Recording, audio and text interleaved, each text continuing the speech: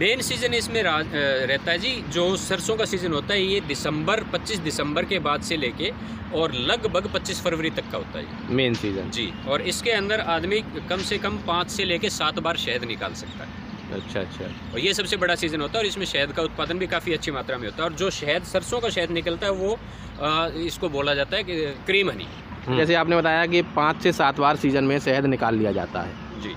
तो एक कॉलोनी से करीब करीब कितना शहद मिल जाता है? एक कॉलोनी से 1 साल के अंदर टोटल जो शहद है वो इसमें एक बेरी का शहद निकलता है। बेरी के सीज़न पे जो निकलता है लगभग सितंबर के लास्ट में और अक्टूबर के फर्स्ट वीक में। ठीक है। उसके बाद में 25 दिसंबर से लेके और 25 फरवरी तक सरसों का शहद निकलेगा। उसके बाद में 5 मार्च से लेके और 10 अप्रैल तक इसमें कुछ एक एरिया वाइज अलग अलग होते हैं। जैसे मैं जिस एरिया से संबंध रखता हूँ उसमें जांटी और शीशम एक पौधा होता है, उनका शहद निकलता है। तो ये टोटल मिला के एक जो डिब्बा है वो कम से कम 35 से लेके 50-55 किलो तक शहद का उत्पादन दे देता है। तो इन शहदों का जो कीमत या रेट कहें तो अलग अलग रहता है या एक ही रेट आपको मिलता है? नहीं, बिल्कुल अलग अलग रहता है जी। शहद की जो क्वालिटी होती है वो अलग अलग होती है। अब जैसे सरसों का शहद है, पिछले साल जो सरसों का शहद रहा 2021 के अंदर उसका काफ़ी अच्छा रेट मिला। और अगर इस तरीके के रेट बी कीपर को मिलते जाएंगे तो बी कीपर का भी हौसला बढ़िया रहेगा। बेरी का शहद है वो अलग रेट का होता है। इसमें तीनों शहदों के रेट अलग अलग रहेंगे। करीब थोड़ा सा एक अंदाज़ा देंगे आपको क्या रेट मिल जाते हैं बी कीपर्स को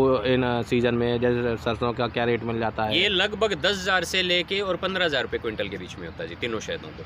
मतलब 100 रुपये किलो से 150 रुपये किलो के बीच में मिल जाता है जी। इनकम की बात करें अगर हम तो 100 डब्बों से एक सीज़न पे कोई भी व्यक्ति कितनी अर्निंग कर सकता है?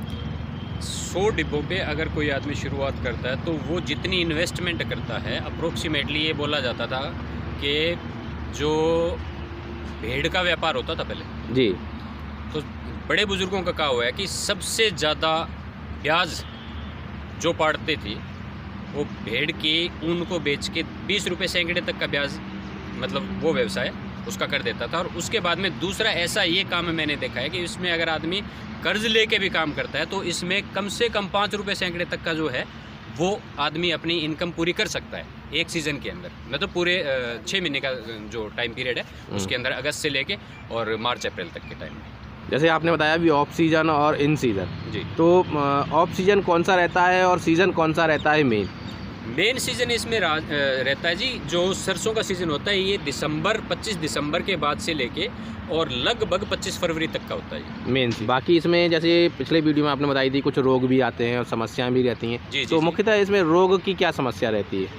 मेनली रोग इसमें एक माइट नाम का रोग होता है। मेन रोग जो होता है, जो माइट रोग होता है वो क्या करता है, मक्खियों को नुकसान इतना पहुंचाता है कि अगर आपने गौर नहीं की तो मक्खियाँ नीचे ज़मीन पे रेंग रेंग के मर जाती हैं। और उसके बाद में ये जो माइट का रोग है ये बरसात के सीजन में ज़्यादा आता है, गर्मी के अंदर ज़्यादा आता है, डिब्बों के अंदर नमी रहती है, उस वजह से इसके अंदर मेन माइट आती है। माइट में भी 2-3 प्रजाति हैं जो अलग अलग टाइम पे अलग अलग अटैक करती है, तो उसके बारे में हमें जानकारी पूरी होनी चाहिए। माइट के अलावा और क्या समस्या मुख्यतः रहती है? माइट के अलावा सबसे बड़ी समस्या ये होती है कि ये आपको जगह मिलना।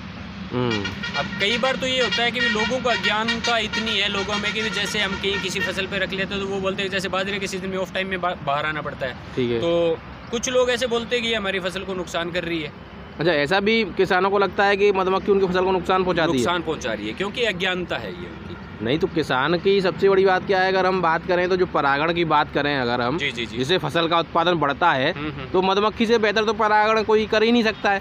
ये किसान का सबसे अधिक मित्र कीट बोला जाता है। और जहाँ पे मधुमक्खियाँ रखी जाती है वहाँ पे पेस्टिसाइड की कहीं ज़रूरत नहीं होती, पर फिर भी किसान करते हैं, पेस्टिसाइड स्प्रे करते हैं। तो पेस्टिसाइड से भी मधुमक्खियों को बहुत ज़्यादा नुकसान होता है, ये मरती भी है उनसे। मतलब अब जैसे अभी आपने यहाँ पे आगरा के पास में साइट लगाई हुई है, अगर कोई व्यक्ति आपसे सीधा शहद लेना चाहे तो उसे क्या कीमत से मिल जाएगा या कब तक आपको उसको प्रोवाइड करा सकते हैं? अभी तो सरसों का सीज़न शुरू हुआ है तो कम से कम 1 हफ्ता 10 दिन लगेगा यहाँ पे 15 दिसंबर के आसपास में, क्योंकि हमने इस क्षेत्र में पहली बार मक्खियाँ लगाई है। तो इस क्षेत्र के जो लोकल बी कीपर है उनसे जैसे हमने सलाह मशवरा वगैरह किया तो वो लोग बोलते हैं कि 15 दिसंबर के आसपास से यहाँ पे जो शहद का उत्पादन है वो शुरू हो जाएगा। तो 15 दिसंबर के बाद में तो यहाँ पे हमारे लिए उपलब्ध हो जाएगा शहद, अगर कोई भाई लेना चाहे तो। मतलब खुद खाने के लिए चाहिए तो आप उसको क्या कीमत पे उपलब्ध करा देंगे? 200 रुपये किलो। 200 रुपये किलो। अगर कोई भी व्यक्ति आगरा के आसपास से या धौलपुर के आसपास से हैं तो तेहरा पे माही इंटरनेशनल स्कूल है, ठीक उनके सामने ही ये सुरेंद्र जी की साइट लगी हुई है। तो आप मिड दिसंबर में अगर आप चाहें तो इनसे मिल के और शहद के बारे में पता कर सकते हैं, और आप चाहें तो इनसे ये शहद परचेज भी कर सकते हैं।